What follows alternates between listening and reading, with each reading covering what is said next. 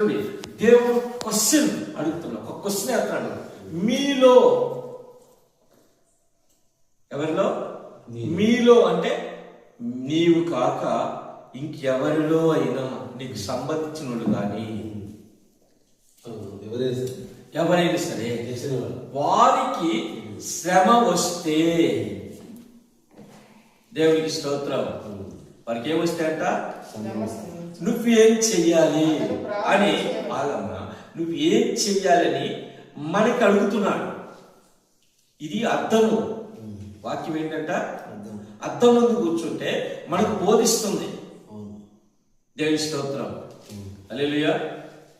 మీలో ఎవరికైనా శ్రమ వస్తే క్వశ్చన్ మార్క్ వేసి మీరు ఏం చెయ్యాలంటే, ఏం చేయాలో చెప్పండి. అతడు ప్రార్థన చేయవలను పురుస్తా, అతడు ప్రార్థన చేయవలను, అంతే. అంటే నీకు తెలిస్తే పలానా వ్యక్తికి శ్రమ వచ్చిందని తెలిస్తే, అది ఏదైనా అవసరమైతే కొన్ని నువ్వు తీర్చినవి ఉంటాయి, నువ్వు తీర్చలేనివి ఉంటాయి, కానీ అన్ని దేవుడు తీరుస్తా. ఫస్ట్ ఆఫ్ ఆల్ ఏం చేయాలంటే, నీకు తెలిసిన దగ్గర తెలిసినప్పుడు దేవుడి సన్నిధిలో కూర్చొని, అయ్యా నాకు ఇలా